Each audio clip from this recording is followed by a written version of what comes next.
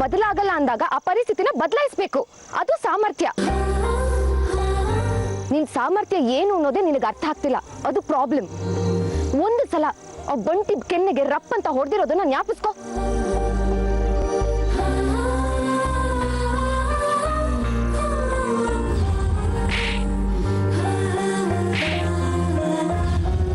ಉಪವಾಸ ಮಾಡಿ ನೀನ್ ಆಡಿದ್ಯಾ, ನೆನ್ಪು ಮಾಡ್ಕೋ.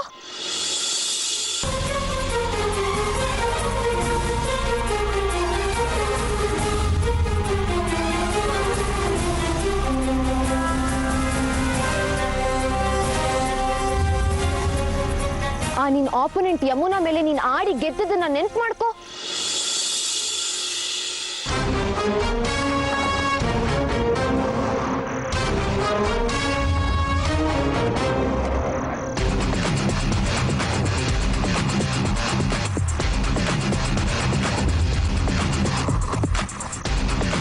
ಆಗುತ್ತೆ ಕಣೆ, ನಿನ್ ಕೈಲಿ ಹಾಗೆ ಆಗುತ್ತೆ. ನೀನ್ ಮನ್ಸ್ ಮಾಡಿದ್ರೆ ಏನೇನ್ ಬೇಕಾದ್ರೂ ಸಾಧಿಸ್ತೀಯ. ಸ್ಟಾರ್ ಪ್ಲೇಯರ್ ಕಣೆ ನೀನು. ಈ ಮಾತನ್ನ ನಾನು ಹೇಳ್ತಾ ಇಲ್ಲ, ಇಡೀ ಕಾಲೇಜೇ ಹೇಳ್ತಾ ಇದೆ. ನಾಳೆ ಮ್ಯಾಚ್ ನಲ್ಲಿ ಗೆಲ್ಲೋದು ನೀನೇ. ಆಡೇ ಮೇಘ ನೀನು. ಅದೇನಾಗುತ್ತೋ ನೋಡೇ ಬಿಡೋಣ.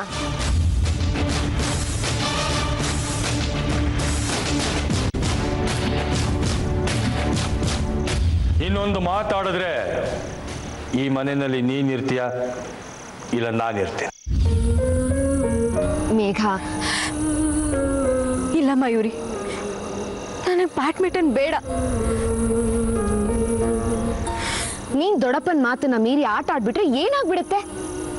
4 ಏಟ್ ಹೊಡಿಬೋದು, ಇಲ್ಲ ಒಂದಷ್ಟು ದಿನ ಮಾತು ಬಿಡ್ಬೋದು. ಅದನ್ನೆಲ್ಲ ಆಮೇಲೆ ನೋಡ್ಕೊಂಡ್ರೆ ಆಯ್ತು ಮೇಘ. ಎಷ್ಟೇ ಆದ್ರೂ ಅವರು ನಿನ್ನಪ್ಪ. ಒಂದಲ್ಲ ಒಂದಿನ ನಿನ್ನ ಅರ್ಥ ಮಾಡ್ಕೊಂಡೇ ಮಾಡ್ಕೋತಾರೆ. ಇಲ್ಲ ಕಣೆ, ನೀನು ಅವ್ರ ಕೋಪ ಮಾತ್ರ ನೋಡಿದ್ಯಾ. ಅವ್ರ ಹಠ ನಿನಗೆ ಗೊತ್ತಿಲ್ಲ. ಮೇಘ ಬ್ಯಾಡ್ಮಿಂಟನ್ ಆಡಿದ್ರೆ ಈ ಮನೇಲಿ ನೀನಿರ್ಬೇಕು ಇಲ್ಲ ನಾನಿರ್ಬೇಕು ಅಂತ ಅಪ್ಪ ಅಮ್ಮಂಗೆ ಹೇಳಿದ್ದು ನೆನಪಿದೆ ಅಲ್ವಾ? ನಾನೀಗ ಆಟ ಆಡಿದ್ರೆ ಆಗದೇ. ನನ್ನ ಒಂದು ಕನಸಿಂದ ನನ್ನ ತಂದೆ ತಾಯಿ ದೂರ ಆಗ್ಬೇಕಾ? ಅನ್ಯಾಯ ಅಲ್ವಾ ಅದು? ಅವ್ರ ಹಠದಿಂದ ನಿನಗೆ ಮೋಸ ಆಗ್ತಿರೋದು ಅನ್ಯಾಯ ಅಲ್ವಾ? ನಾನಿವತ್ತು ನಿನ್ನ ಜೊತೆ ನ್ಯಾಯ ಅನ್ಯಾಯದ ಬಗ್ಗೆ ಚರ್ಚೆ ಮಾಡೋಷ್ಟು ಬೆಳೆದಿದ್ದೀನಿ ಅಂದ್ರೆ ಅದಕ್ಕೆ ಕಾರಣ ಅವರೇ.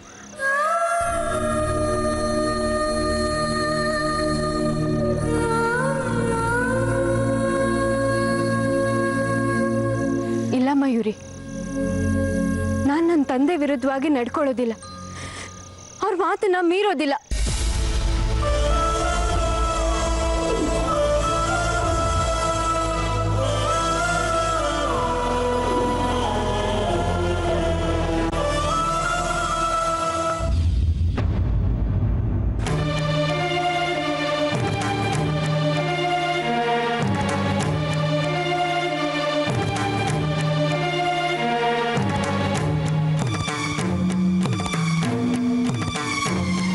ದೊಡ್ಡಪ್ಪ, ದೊಡ್ಡಪ್ಪ, ಏನ್ ಏನಾರ ಮಾತಾಡೋದಿತ್ತ? ಕೂತ್ಕೊ, ಹೇಳ. ಇವಳು ಸಾನಿಯಾ ಮಿರ್ಜಾ. ಟೆನ್ನಿಸ್ ಆಟ ಆಡಿ ನಮ್ಮ ದೇಶಕ್ಕೆ ಹೆಸರು ತಂದ್ಕೊಟ್ಲು. ಇವಳು Saina Nehwal, badminton player. Commonwealth games ನಲ್ಲಿ ಗೋಲ್ಡ್ ಮೆಡಲ್ ಗೆದ್ದು ಇಡೀ ಪ್ರಪಂಚನೇ ತನ್ನ ಕಡೆ ತಿರುಗೋ ಹಾಗೆ ಮಾಡಿದ್ಲು. ಇವರಿಬ್ರು ಬರೀ ಎಕ್ಸಾಂಪಲ್ಸ್ ಅಷ್ಟೇ ದೊಡ್ಡಪ್ಪ.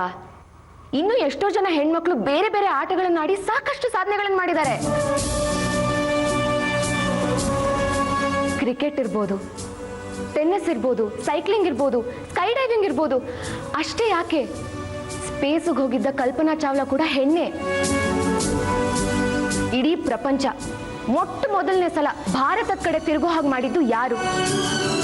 ಒಂದು ಕಾಲದಲ್ಲಿ ನಮ್ಮ ಪ್ರೈಮ್ ಮಿನಿಸ್ಟರ್ ಆಗಿದ್ದ ಇಂದಿರಾ ಗಾಂಧಿ. ಅವರು ಹೆಣ್ಣೆ. ಸಾಧನೆಗಳನ್ನು ಮಾಡಿರೋದ್ರಲ್ಲಿ ಹೆಣ್ಮಕ್ಳ ಪರ್ಸೆಂಟೇಜ್ ಜಾಸ್ತಿ ಇದೆ ದೊಡ್ಡಪ್ಪ. ಒಂದ್ಸಲ ನೀವು ಯಾಕೆ ಮೇಘನ್ ಬಗ್ಗೆ ಯೋಚನೆ ಮಾಡಬಾರ್ದು?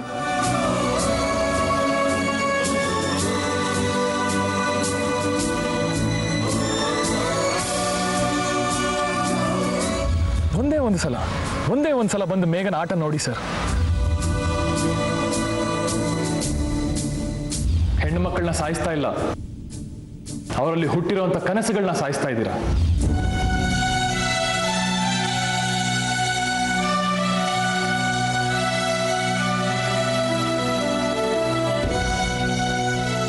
ಹೆಣ್ಮಕ್ಳು ಆಟ ಆಡೋದು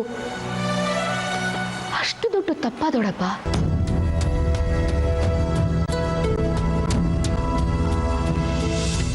ಹೇಳಿ ದೊಡ್ಡಪ್ಪ.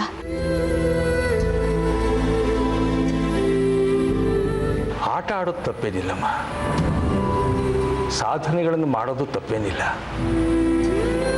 ಆದರೆ ಈ ಸಾಧನೆಗಳನ್ನು ಮಾಡೋ ಉತ್ಸಾಹದಲ್ಲಿ ನಮ್ಮ ಸಂಸ್ಕೃತಿ, ನಮ್ಮ ಸಂಪ್ರದಾಯ, ಮನೆತನದ ಗೌರವ ಹಾಳಾಗೋಗುತ್ತೆ ಅನ್ನೋದಾದ್ರೆ ಅಂಥ ಸಾಧನೆಗಳೇ ವ್ಯರ್ಥ ಅಂತ ನನ್ನ ಭಾವನೆ.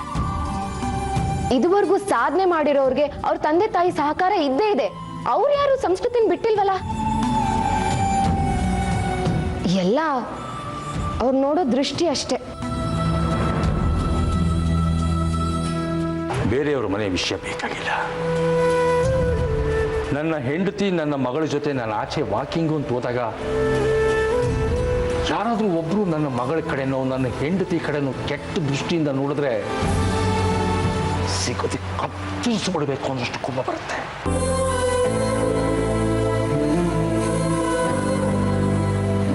ಅಂಥದ್ರಲ್ಲಿ ನೂರಾರು ಜನರ ಮುಂದೆ ನನ್ನ ಮಗಳು ತುಂಡು ಬಟ್ಟೆ ಹುಟ್ಕೊಂಡು ಆಟ ಆಡ್ತಿದ್ರೆ ಯಾರು ಆಟ ನೋಡಲ್ಲಮ್ಮ, ನನ್ನ ಮಗಳನ್ನ ನೋಡ್ತಾ ಕೂಡ್ತಾರೆ. ಅದು ನನಗಿಷ್ಟ ಆಗಲ್ಲ. ದೊಡ್ಡಪ್ಪ, ಎಲ್ಲರೂ ಹಾಗಿರಲ್ಲ, ಯಾರೋ ಕೆಲವರು. ಆ ಕೆಲವರ ದೃಷ್ಟಿನೂ ನನ್ನ ಮಗಳ ಮೇಲೆ ಬೀಳಬಾರ್ದು ಅಂತ ಹೇಳ್ತಾ ಇರೋದು ನಾನು. ದೊಡ್ಡಪ್ಪ, ಇನ್ನು ಮುಂದೆ ಇದ್ರ ಬಗ್ಗೆ ವಾದ ಬೇಕಾಗಿಲ್ಲ.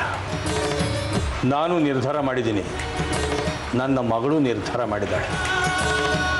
ಅವಳು ನಿರ್ಧಾರನ ಅವಳು ಕೋಚ್ಗೂ ಹೇಳಾಯ್ತು. ನಮ್ಮ ತಂದೆ ನಿರ್ಧಾರನೇ ನನ್ನ ನಿರ್ಧಾರ, ನಾನು ಆಟ ಆಡೋಲ್ಲ ಅಂತ. ಇದ್ರ ಬಗ್ಗೆ ಚರ್ಚೆ ಬೇಕಾಗಿಲ್ಲ.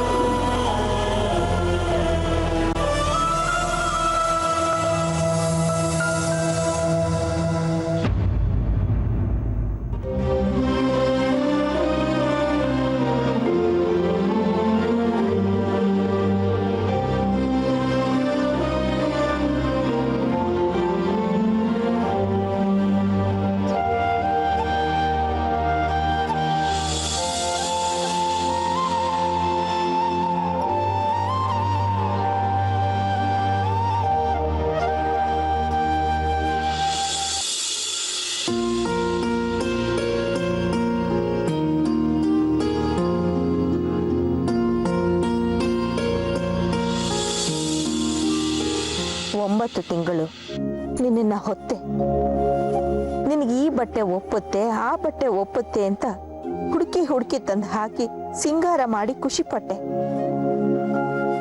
ಬೊಂಬೆಗಳ ನಡುವೆ ನಿನ್ನ ನಗ್ನಗ್ತಾ ಆಟ ಆಡಿದ್ದನ್ನ ನೋಡಿ ನಾನು ನನ್ನ ಬಾಲ್ಯನ ನೆನ್ಸ್ಕೊಂಡು ಸಂತೋಷ ಪಟ್ಟೆ. ನಿನಗೆ ನಡೆಯೋದನ್ನ ಕಲ್ಸ್ಕೊಟ್ಟೆ, ಮಾತಾಡೋದನ್ನ ಕಲ್ಸ್ಕೊಟ್ಟೆ, ಊಟ ಮಾಡೋದನ್ನ ಕಲ್ಸ್ಕೊಟ್ಟೆ, ಜೋಗುಳ ಹಾಡಿ ನಿದ್ದೆ ಮಾಡಿಸ್ದೆ. ಸ್ಕೂಲಿಗೆ ಕರ್ಕೊಂಡು ಹೋದಾಗ ನೀನು ಅಳೋದನ್ನ ನೋಡಿ ನಾನು ಕಣ್ಣೀರು ಹಾಕೊಂಡು ಬರ್ತಾ ಇದ್ದೆ. ಮಗಳೇ, ಇಲ್ಲಿಗೆ ಹೋಗಬಾರ್ದು ಅಲ್ಲಿಗೆ ಹೋಗಬಾರ್ದು, ನೀನು ಹೀಗಿರಬೇಕು ಹೀಗೆ ನಡ್ಕೋಬೇಕು ಅಂತ ಹೇಳ್ತಾ ಇದ್ದೆ. ನಿನ್ನ ಒಂದೊಂದು ನಡೆನೋ ನಾನು ನಿರ್ಧಾರ ಮಾಡ್ತಾ ನಿನ್ನನ್ನು ಬೆಳೆಸ್ದೆ. ಆದರೆ ಇವತ್ತು ನಾನು ನಿನ್ನ ವಿಷಯದ ಬಗ್ಗೆ ಯೋಚನೆ ಮಾಡೋ ಹಾಗೆ ಇಲ್ಲ, ಯಾವ ನಿರ್ಧಾರನೂ ತಗೊಳ್ಳೋ ಹಾಗೆ ಇಲ್ಲ. ಮಗಳ ಮೇಲಿನ ತಾಯಿ ಅಧಿಕಾರನ ಕಿತ್ಕೊಳ್ಳೋದು ಅನ್ಯಾಯ ಅಲ್ವಾ? ನನಗಿಂತ ನನ್ನ ಮಗುಗೆ ಹೆಚ್ಚಿನ ಅನ್ಯಾಯ ನಡೀತಾ ಇದೆ ಈಗ. ಅವಳ ಬದುಕಿನ ಬಗ್ಗೆ, ಅವಳ ಕನಸಿನ ಬಗ್ಗೆ ಅವಳು ನಿರ್ಧಾರ ಮಾಡಬಾರ್ದು, ನಾವು ಮಾಡ್ತೀವಿ ಅಂದ್ರೆ ತಾಯಿಯಾಗಿ ನಾನು ಹೇಗೆ ಸಹಿಸ್ಕೊಳ್ಳಿ? ಇಲ್ಲ, ನಾನು ಈ ವಿಷಯವಾಗಿ ಇವ್ರ ಹತ್ರ ಮಾತಾಡಲೇಬೇಕು. ಈಗ ನಾನು ಮಾತಾಡಲಿಲ್ಲ ಅಂದ್ರೆ ಮುಂದೆ ಯಾವತ್ತೂ ನಾನು ಮಾತಾಡೋಕ್ಕಾಗಲ್ಲ.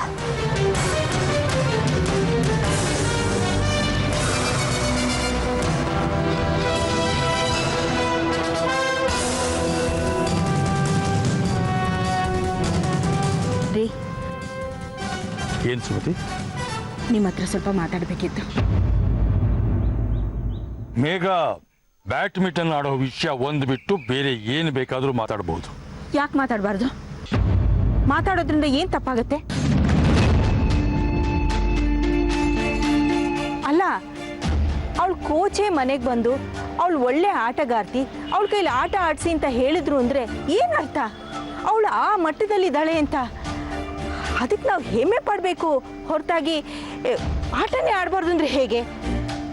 ಮಗಳು ಏನು ಮಾಡಬೇಕು ಅಂತ ತಂದೆಯಾಗಿ ನಾನು ನಿರ್ಧಾರ ಮಾಡಬೇಕೆ ಹೊರತು ಕೋಚ್ ಅಲ್ಲ. ಅವನಿಗೆ ಹುಚ್ಚು ಅಂತ ಮನೆಗೆ ಬಂದು ಹೇಳಿದ್ನ? ಅವಳ ಭವಿಷ್ಯ ಚೆನ್ನಾಗಾಗ್ಲಿ, ಅವಳಿಗೆ ಒಳ್ಳೆ ಹೆಸರು ಬರಲಿ ಅಂತ ತಾನೇ ಹೇಳಿರೋದು.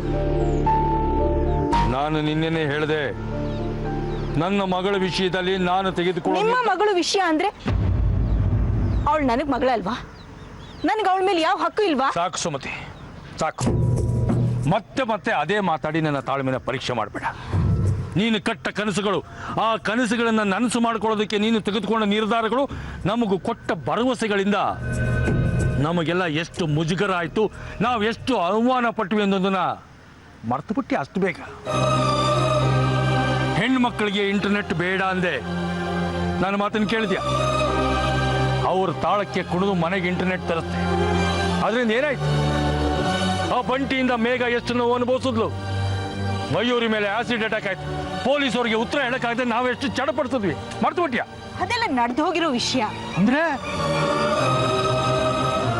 ಸುಮತಿ, ನಿನ್ನ ದೃಷ್ಟಿನಲ್ಲಿ ಅದು ನಡೆದು ಹೋದ ವಿಷಯ ಮರ್ತು ಬಿಡಬೇಕು ಅಂತನಾ? ನೀನು ಹಾಗಿರ್ಬೋದು ಸುಮತಿ, ಆದ್ರೆ ನನಗೆ ಹಾಗಿರೋದಕ್ಕಾಗಲ್ಲ.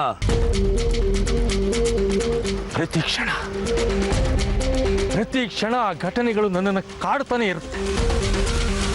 ಯೋಚನೆ ಮಾಡ, ಆವತ್ತು ಮಯೂರಿ ಮೇಘನ ಕಾಪಾಡದೇ ಇದ್ದಿದ್ರೆ ಇವತ್ತು ಮೇಘನ ಪರಿಸ್ಥಿತಿ ಹೇಗಿರೋದು?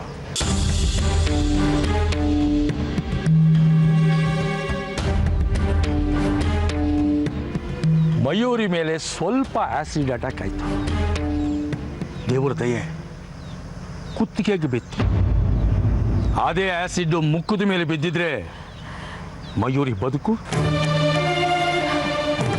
ಅರ್ಥ ಮಾಡ್ಕೋ ಸುಮತಿ. ಹಾಗಲ್ಲ ಹೀಗಲ್ಲ ಅಂತ ಎಲ್ಲದಕ್ಕೂ ಕಾರಣಗಳು ಕೊಡಬೇಡ. ಮಕ್ಕಳ ಭವಿಷ್ಯದ ವಿಷಯದಲ್ಲಿ ಹೆತ್ತೋರಾಗಿ ನಾವು ಜವಾಬ್ದಾರಿಯಿಂದ ನಿರ್ಧಾರಗಳನ್ನು ತಗೋಬೇಕು.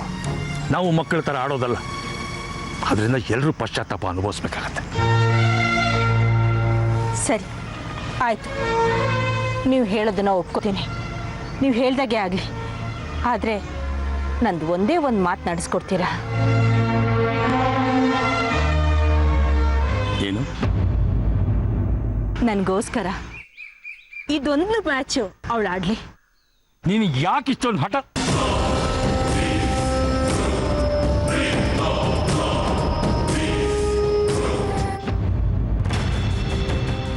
ನಮಸ್ಕಾರ ಅಂಕಲ್. ನಮಸ್ಕಾರ. ನಮಸ್ಕಾರ ಆಂಟಿ. ನಮಸ್ಕಾರಮ್ಮ. ಮೀನಾಕ್ಷಿ ಅತ್ತೆ ಹಿತ್ಲಲ್ಲಿ ಬಟ್ಟೆ ಒಗಿತಾ ಇದ್ದಾರೆ. ಸರಿ, ನಾನು ಹೋಗಿ ಮಾತಾಡ್ಸ್ಕೊಂಡ್ ಬರ್ತೀನಿ. ಸರಿ.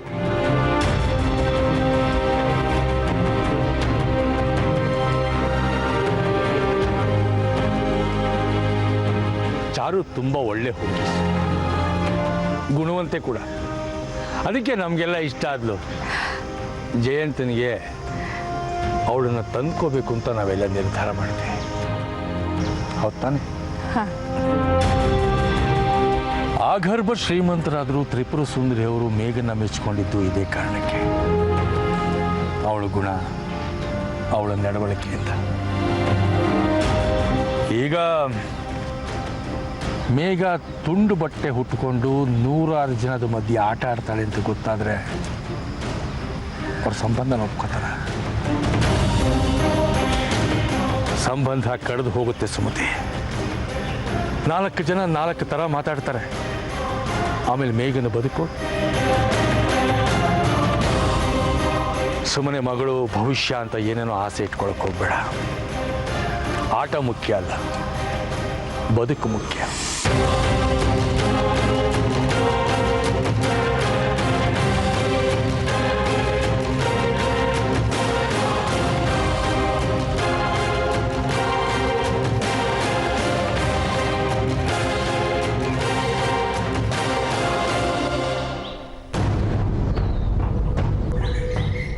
ಹಾಯ್ ಅತ್ತೆ. ಚಾರು ಬಾಮ್ಮ. ಇದೇನತ್ತೆ, ಈ ಬಿಸಿಲು ನೀವು ಒಬ್ಬರೇ ಬಟ್ಟೆ ಹೋಗಿತಿದ್ದೀರಾ? ಈ ಕಡೆ ಬನ್ನಿ, ನಾನು ಹೋಗಿತೀನಿ. ಇರ್ಲಿ ಬಿಡು ಚಾರು, ನಿಮಗೆ ಯಾಕೆ ಶ್ರಮ?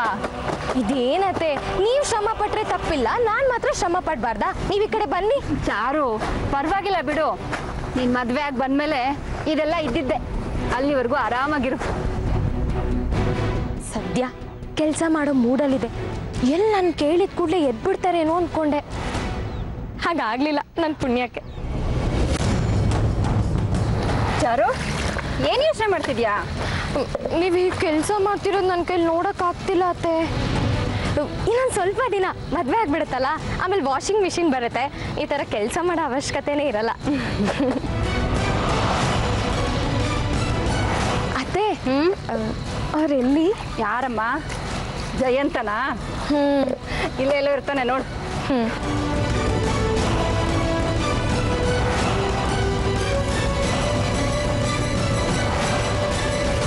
Jayant, Jayant, Jayant, Jayant.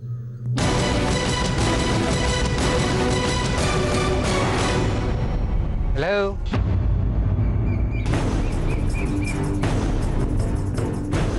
Hi. Wherever you go, my love for me. ಪ್ರೀತಿ ನೀನು ಎಲ್ಲೇ ಹೋದ್ರು ನಿನ್ನ ಹಿಂದಿಂದೇನೆ ಬರುತ್ತೆ. ನಾನು ನಿನಗೆ ನೆನ್ನೆನೇ ಹೇಳ್ದೆ ತಾನೆ ನನ್ನ ತಂಟೆಗೆ ಬರಬೇಡ ಅಂತ. ಒಂದ್ಸಲ ಹೇಳಿದ್ರೆ ಅರ್ಥ ಆಗಲ್ವಾ ನಿಂಗೆ? ನೀನು ಎಷ್ಟೇ ಬೈದ್ರು ಮಕ್ಕಳು ನಮ್ಮ ಹತ್ರನೇ ಬರುತ್ತಂತೆ. ಪ್ರೀತಿನೂ ಹಾಗೆ, ನೀನು ಎಷ್ಟೇ ದೂರ ಕಳಿಸಿದ್ರು ಹತ್ರ. ಮಾತ್ ಚೆನ್ನಾಗಿ ಕಲ್ತಿದ್ಯಾ. ಇಂಜಿನಿಯರಿಂಗ್ ಮಾಡೋ ಬದಲು ಜರ್ನಲಿಸಂ ಮಾಡ್ಬೇಕಿತ್ತು ನೀನು. Thank you madam. ಜರ್ನಲಿಸಂ ಓದಿದ್ರು ಈಟಿಸಂ ಮುಂದೆ. ದೂರ ಹೋಗು. ನಿನ್ ಮನ್ಸಿಂದ ದೂರ ಹೋಗು ಅಂತ ಹೇಳ್ಬಿಡು, ಹೋಗ್ಬಿಡ್ತೀನಿ.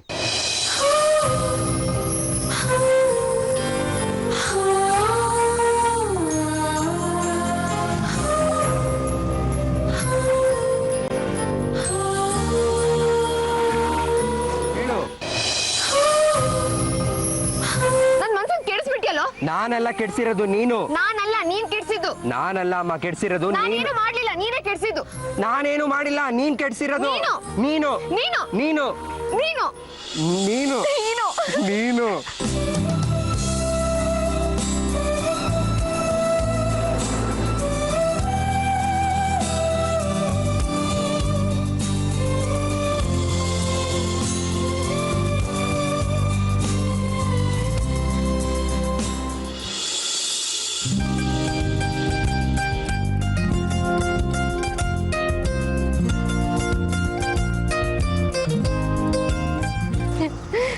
ಮುಗೀತ ಕೋಪ? ಕೋಪ ಮಾಡ್ಕೊಳಕ್ಕೂ ಬಿಡಲ್ವಲ್ಲೋ ನೀನು. ಮೇಡಮ್ ಬನ್ನಿ, ನಿಮ್ಗೊಂದು ಮಾತು ಹೇಳ್ತೀನಿ. ನಾನು ನಿನ್ನ ಪ್ರೀತಿ ಮಾಡಿದೆ, ನೀನು ಮಾಡಿದ್ಯಾ? ಇಲ್ಲ, ಪದೇ ಪದೇ ಪ್ರಯತ್ನ ಮಾಡಿ ಕೊನೆಗೆ ನಾನು ಮಂಗಳೂರು ಬಸ್ ಹತ್ತಿದ ಮೇಲೆ ನನ್ನ ಪ್ರೀತಿ ನಿಂಗೆ ರಿಯಲೈಸ್ ಆಗಿ ಒಪ್ಕೊಂಡೆ. ಹೌದು ತಾನೆ? ಅಂದರೆ ನನ್ನ ಪ್ರಯತ್ನಗಳು ಸಕ್ಸಸ್ ಆಗುತ್ತೆ ಅಂತ ತಾನೇ ಅರ್ಥ. ಚಾರು ವಿಷಯದಲ್ಲಿ 1-2 ಸಲ ಫೇಲ್ಯೂರ್ ಆಯ್ತಪ್ಪ, ಅದಕ್ಕೆ ನನ್ನ ಕೈಲಾಗ್ದೋನು ಅಂತ ಹೇಳ್ಬಿಟ್ಯಾ? ಹಾಗಲ್ಲ, ನನಗೆ ಬೇಜಾರಾಯ್ತು. ಟೆನ್ಷನ್ ಮಾಡ್ಕೋಬೇಡ, ನಾನು ಇದೀನಲ್ಲ. ನನಗೆ ನಿನ್ ಮೇಲೆ ನಂಬಿಕೆ ಇದೆ. ಮತ್ತಿನ್ನೇನು, ಆರಾಮಾಗಿರು. ಜಯಂತ್, ಈಗ ನಮ್ ಪ್ರಾಬ್ಲಮ್ ದೊಡ್ಡದಲ್ಲ, ಮೇಘನ್ ಪ್ರಾಬ್ಲಮ್ ದೊಡ್ಡದು. ಅವಳ ಪ್ರಾಬ್ಲಮ್ಗೆ ಏನಾದ್ರೂ ಸೊಲ್ಯೂಷನ್ ಹುಡುಕ್ಬೇಕು. ಅವಳನ್ನ ಹೇಗಾದ್ರೂ ಮಾಡಿ ಚಾಂಪಿಯನ್ಶಿಪ್ ಕಳಿಸ್ಬೇಕು. ಏನಾದ್ರೂ ಐಡಿಯಾ ಹೇಳು.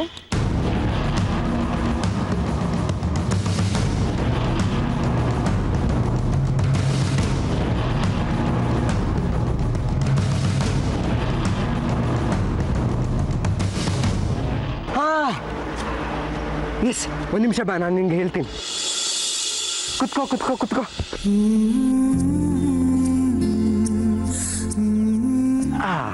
ಏನ್ ಮಾಡ್ತಿದ್ಯಾ?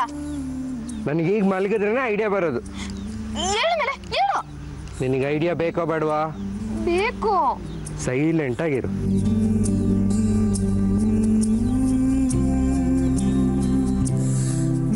ಹಲೋ, ನೀನೇನು ಸೈಲೆಂಟ್ ಆಗಿದ್ಯಾ?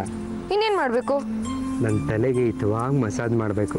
ಆವಾಗಲೇ ನಂಗೆ ಒಳ್ಳೊಳ್ಳೆ ಐಡಿಯಾ ಬರೋದು. ಯಾಕೋ ತುಂಬಾ ಅತಿ ಆಯ್ತು. ಐಡಿಯಾ ಬೇಕೋ ಬೇಡವಾ? ಮಸಾಜ್ ಮಾಡು.